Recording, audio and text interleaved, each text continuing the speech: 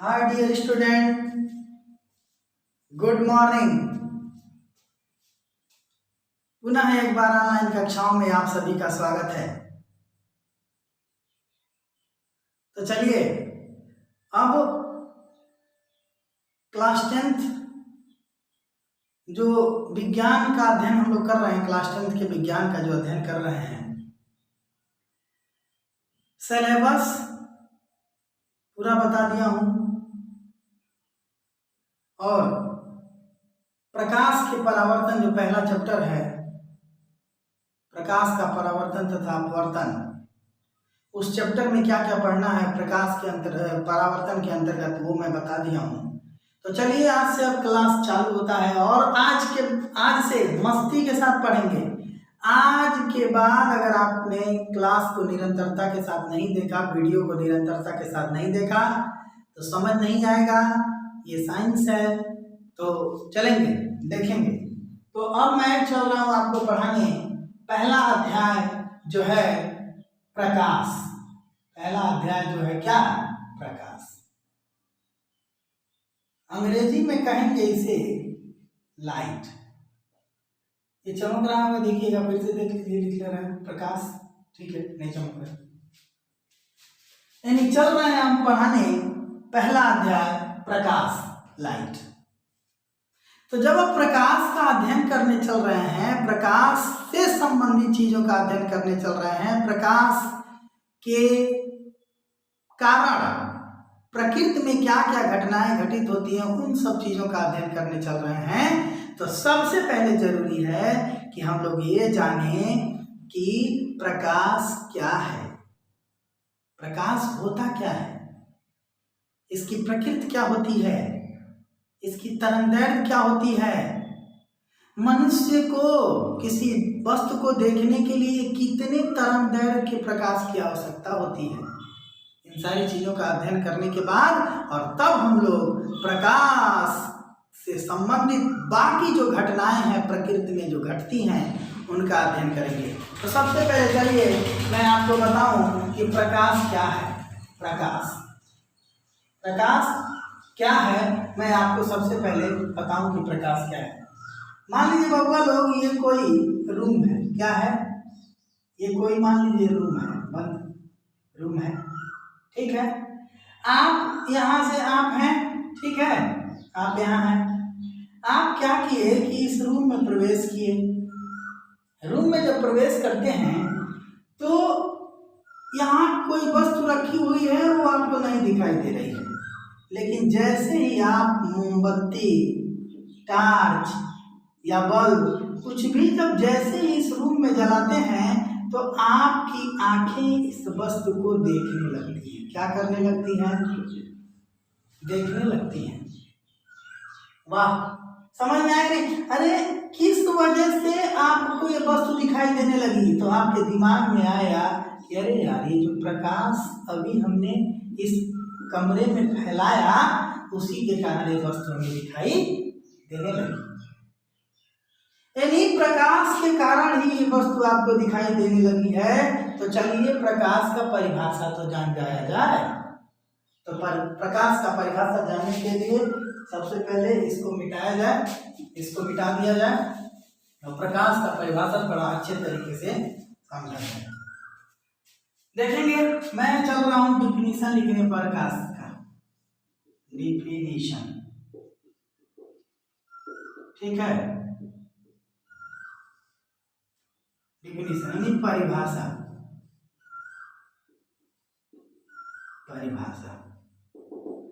ठीक है।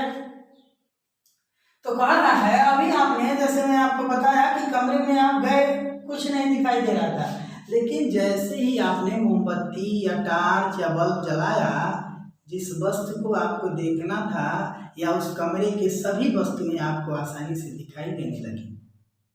तो आपने महसूस किया कि ये वस्तु हमें तभी दिखाई दी है जब यहाँ पे हमने प्रकाश किया है। तो इन घटनाओं से इसका परिभाषा क्या निकल के आता है कि प्रकाश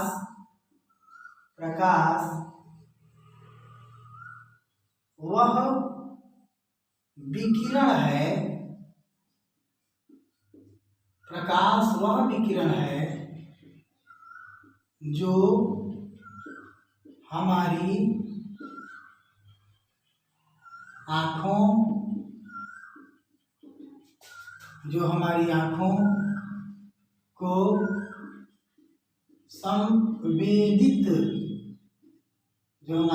को संवेदित करता है।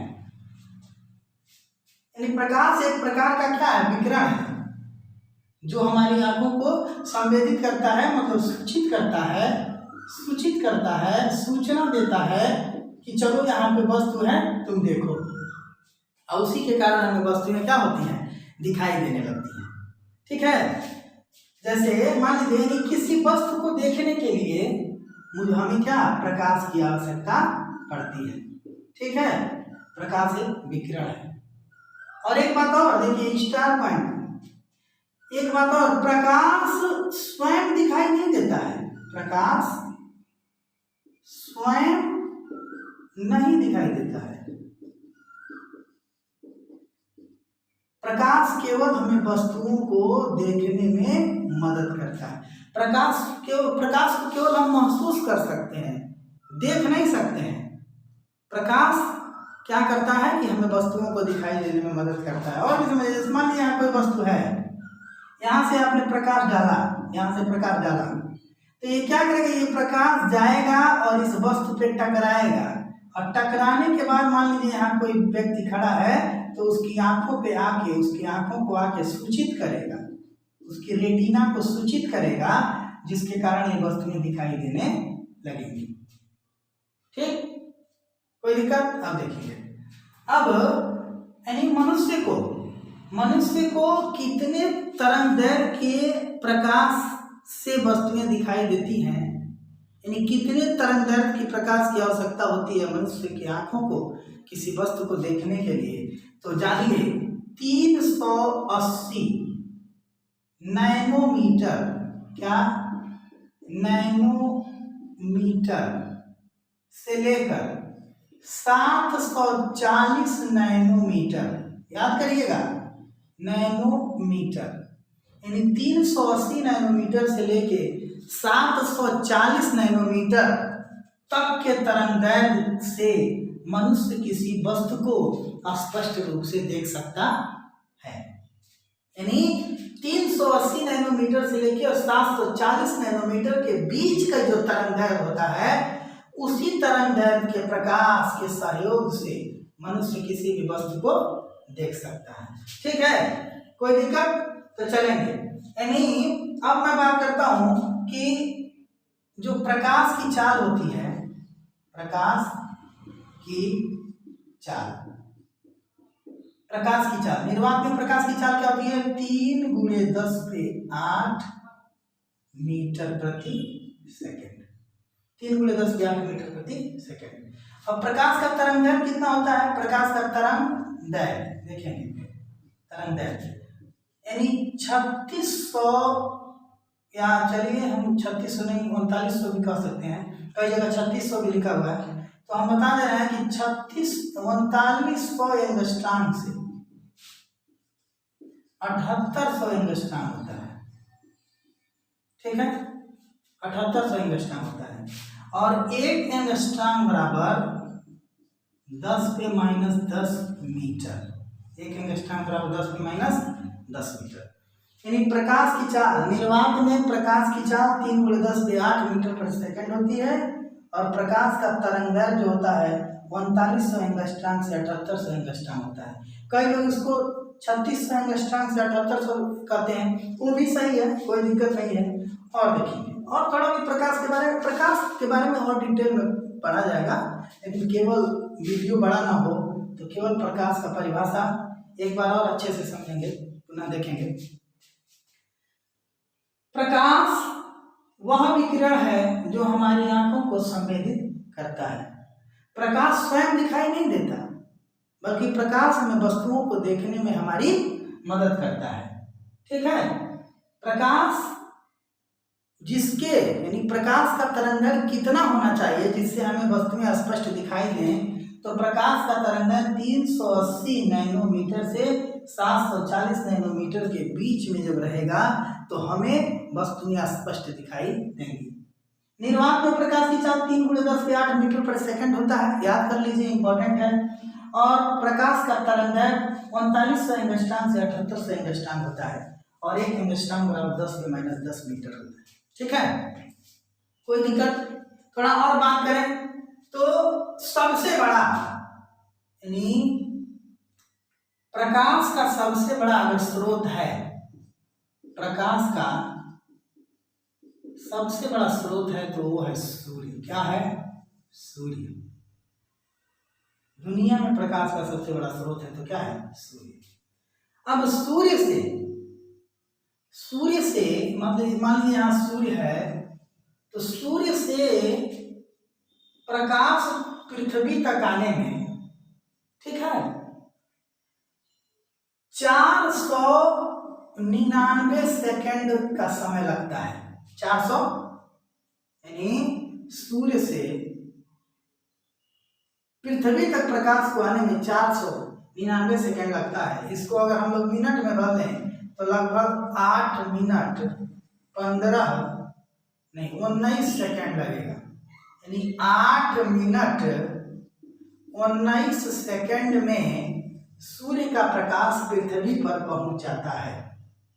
ठीक है, यानी 8 मिनट 19 सेकंड में सूर्य का प्रकाश पृथ्वी पर पहुंचता है। केवल प्रकाश का बात कर रहे हैं बाबू लोग, बहुत सी सारी चीजें प्रकाश के बारे में है। प्रकाश, अब देखिए, मान लीजिए सूर्य का, आप जानेंगे कि सूर्य को पृथ्वी तक पहुंचने में, सूर्य के प्रकाश को पृथ्वी तक पहुंचने में 8 मिनट 19 सेकंड का समय लगता है। लेकिन यही जो चंद्रमा से परावर्तित होकर प्रकाश पृथ्वी पे आता है तो वो कितना समय लगता है? तो चंद्रमा से प्रकाश को पृथ्वी तक आने में लगता है 1.28 सेकंड। 1.28 सेकंड में चंद्रमा से जो परावर्तित प्रकाश होता है उसकी किरणें पृथ्वी पर पहुंचती हैं। अब इस प्रकाश के कारण बहुत सी प्राकृतिक घटनाएं घटती हैं जिसका हमें कक्षा 10 में अध्ययन करना है। क्या घटती हैं? परावर्तन होता है। क्या होता है? परावर्तन होता है, अपवर्तन होता है, ये सब चीजें पढ़नी है। प्रकाश के कारण ही परावर्तन होता है, अपवर्तन होता है, विवर्तन होता है। ठीक है, ठीक है। उसके बाद पूर्ण परावर्तन होता है, पूर्ण आंतरिक परावर्तन होता है, ध्रुवण होता है। क्या होता है? ध्रुवण होता है। ठीक है, व्यतिकरण होता है, व्यतिकरण होता है। इन सारी चीजों का अध्ययन हमें प्रकाश से संबंधित चैप्टर में करना है। तो केवल आज मैं आप लोगों को प्रकाश पढ़ाया। अगर एक बार स्क्रीनशॉट ले लीजिए नोट्स में। अगर यहाँ पे पूरी चीजों को नहीं लिख पा रहा हूँ इसलिए क्योंकि वीडियो बड़ा हो जाएगा, तो आप घबराइए मत, जो मैं बोल रहा हूँ उसको सुनिए और लिखते जाइए, लिखते जाइए, लिखते जाइए, नोट्स बनाते जाइए। तो आज केवल मैं प्रकाश पढ़ाया हूँ। अगली वीडियो में अब आपका जो चैप्टर प्रकाश का परावर्तन और अपवर्तन है उन सारी चीज़ों के बारे में बात करेंगे।